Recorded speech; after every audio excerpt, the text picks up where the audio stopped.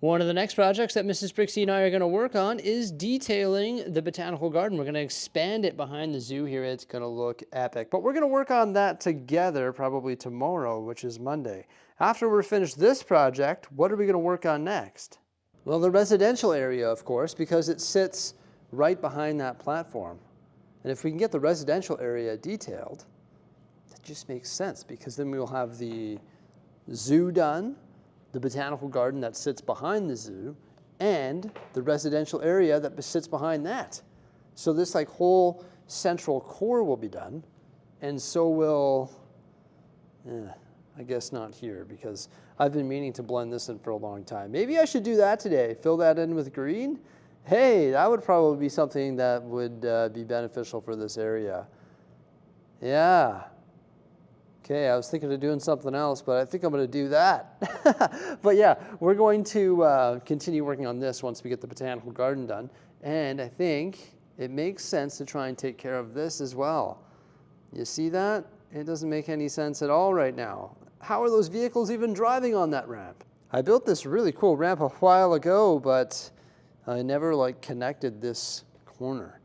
Because I knew in order to connect that corner, I'm going to have to rebuild this wall right here, because the wall comes out into the road. So I've pretty much got to rebuild this entire platform covering and somehow build a modified road that's going to turn onto this ramp. And I may as well take care of that, because if we're going to move on to the residential area, well, we may as well make these roads make sense. Now, there's a couple other ramps that we need to build. The one right in front of the Simpsons house and another one right in front of the Up house, but I can't really build these ramps until we get that platform back in the city, and then I can figure out what pitch they need to be at. So I can't really start working on detailing, well, I could start detailing this, I guess, the residential area, but I want to try and clean this up, and I guess my new project is cleaning up that train track over there as well. So this is going to be really weird. That's sort of why I've been putting it off, but I should just take care of it, which I'm going to do today. It is 8 studs here on the side. You see that? 8 studs. Whereas our sidewalks are normally 6 studs. And it's inset into the wall. So it's going to be weird. I'm going to have to bring all of this stuff upstairs, lay it all out, and just sort of see what it looks like up there by my parts inventory rather than trying to do it remotely in the city. So yeah. We're bringing more chunks of the city upstairs. Why don't I just bring the entire city upstairs? That's what it's starting to look like. Oh, that's funny. Okay, I decided to time-lapse this process because there's definitely going to be a lot of trial and error. The first thing I decided to do was actually switch up the road plates to a 48 by 48 plate, because it actually makes sense. That way I'll be able to merge the road and also the platform covering that has the rocks on the bottom of it there, because that actually stretches 48 studs, and so does 1.5 sort of road plates, right? So it's gonna be perfect. So the first thing I need to do is figure out how I'm gonna make this work. Is it gonna be a long road with a merging section? What's gonna go down here? So I just started building my standard curve coming off the edge of the base plate, pretty much just transferring over a curve and a half road module. So it's just like your standard road plate, but built onto a 48 by 48. Start laying in some sidewalks and also build in some road extenders. But I also had to remember, and I also had to factor in the fact that some of the road extenders actually had a bicycle lane built into them. So I've got to accommodate the bicycle lane on the straight section and coming through this weird intersection. So yeah, there's just a lot to factor in when it comes to constructing this particular road plate. It's sort of weird. So there's a lot of funky stuff here because we've got multiple curves that we need to work in, and I need to make sure that those lines, the white lines, sort of glide around those curves, just like all of the other roads within the Lego city. Of course, I could brick build this, but at this point I'm using road plates throughout my entire city, so I may as well keep it consistent. And I like sort of challenging myself with the use of the 16 by 16 road plates. And I think I've done a pretty good job of challenging myself with things like bicycle lanes, sewers, keeping that consistent. Also just all of the lines and line breaks and garage pull-ins and all of this different stuff. It dawned on me that all I really need to do here today is actually build a really weird T-intersection which transitions into a curve. And just like that, I've got a pretty cool looking road plate that's going to give vehicles access to the ramp. Now that I've got the road plate done, it's time to take care of the back platform covering. And I'm actually going to just like dissect the other one there. I'm going to remove the rock panels and I'm going to set it right onto the mills plate. And I'm also going to modify the other back covering because I think it was 3 bricks too tall, because it just came up too tall over top of the sidewalk on the roads that were actually on top of the platform. So I very easily just shortened that by 3 bricks, and then I also reinforced it a little bit too by just connecting the different sections. However, the weird road that I just constructed on the 48 by 48 base plate there, of course, that is separate from the ramp. So I went downstairs and I placed the platform covering in front of the platform, and I noticed that I actually had to adjust some of the grass on the back side. It was 5 studs and I shortened it to 3 studs. And now it actually acts perfectly as an extension of the sidewalk, but it's going to be grass. And the next thing I need to do is just fix up the straight road plate, which was in front of the Simpsons house, and also build a half road plate module, just because I reduced the 2 road plate modules on the bottom there to a base plate and a half using that gray base plate. So I just needed to create a half base plate road module, and just like that, this project is pretty much done. I hope you enjoyed the time lapse.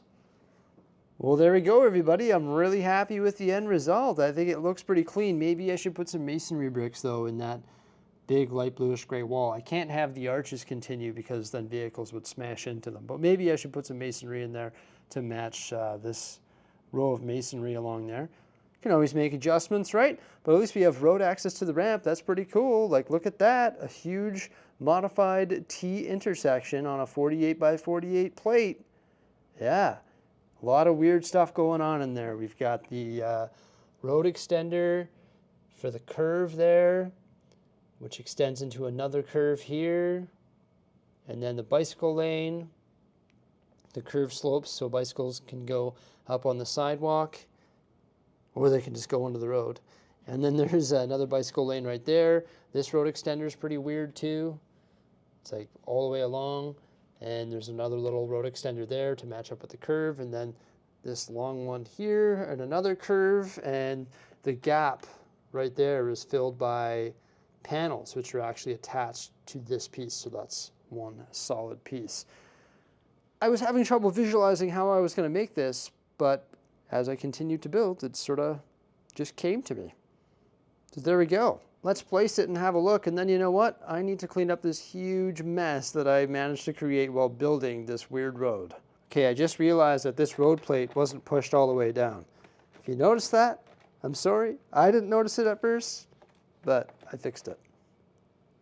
Okay, there's a little bit of an eyesore down here, and that is this platform covering with the tunnel built into it. It's perfectly fine. It looks great. But I still don't know if this tunnel is going to stay here or not. And the problem with the existing platform coverings is they actually come out 2 studs further than the modified ones that I built today. I actually inset those to the backs of the base plate there. And you can see I shortened them so that they are the perfect height and they match up with the sidewalk along the edge of the road. Put that grass in, it's perfect. It's like a row of grass right beside the sidewalk. I think that worked out just beautifully. Why is this one taller? That one's taller because it sits beside a taller platform, because this platform at the Botanical Garden is taller. So I can't really start working on this one here until I get that platform put back here and I can figure out what's going on with the transition from the low ground to the high ground with that ramp. And in the meantime, I can also try and decide what we're going to do with these tunnels here. Is there going to be a tunnel leading to the countryside? I'm not sure. I'm definitely liking the look of this, though. I think it's just perfect, other than these parts, which I don't have in light gray right now. Keep forgetting to order them. But I think it's just perfect. Look at that. We've got this modified T intersection here that transitions into a curve and then goes up the ramp. It is just beauty. Really glad that I was able to take care of that today. Like, that is awesome. I just need to figure out what to do here. That's future Jordan's problem, I guess. You know what else is future Jordan's problem? Well, this, of course. Oh my gosh, I need to fix that up. I've decided that I'm going to leave that for another day because that over there took longer than anticipated, and it's Sunday. Come on, man. Come on. Also, I'll just take care of that when I detail this area because I need to change up some of the details in this area. So yeah, don't mind the random large tree just sitting in the middle of the road there. That actually belongs in the zoo, but a big section of the zoo is upstairs right now. Another thing I want to take care of is something that I've never really experimented with before. I think I know how to do it, but I need to experiment with it, and that is a angled road right there. So when we work on this area, I need to come up with an angled road solution to get rid of those 3 curves. Now it's sort of hard to visualize my city right now because, well, half of it is missing. It's all upstairs. Well, not quite half, but a lot of it is upstairs. There's been a gentleman, I can't remember your name, I'm sorry, I could look it up, who keeps saying what I should do is actually not do a gravel road after the train track. That should be the dark bluish gray road. And that should go in a straight line all the way through on the back side and then go into this tunnel. And then the gravel road should leave off of that road, and this should all be gravel road. And this can go lead into the countryside and stuff.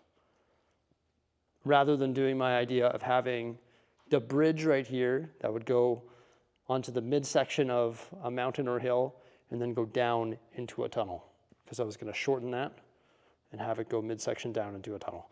And if I do run with his idea of having a gray road on the back there, like a 2-way road that you would see somewhat in the city, sort of roughed up though, like that other one, I could keep the other tunnel there.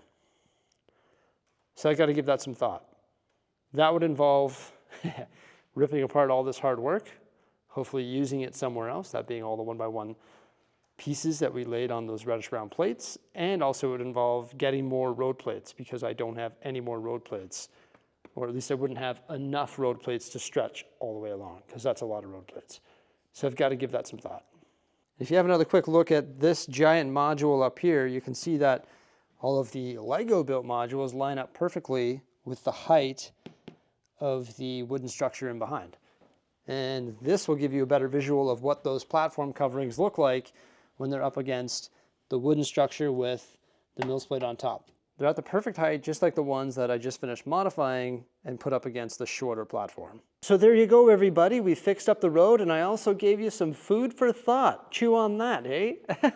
Yeah, lots of different ideas for roads and all that, but I'm really happy that I was able to take care of that project here today. Thank you so much for coming on by. I hope you enjoyed this video. Please remember to like, subscribe, and stay tuned for some more great stuff coming out in the near future. Farewell.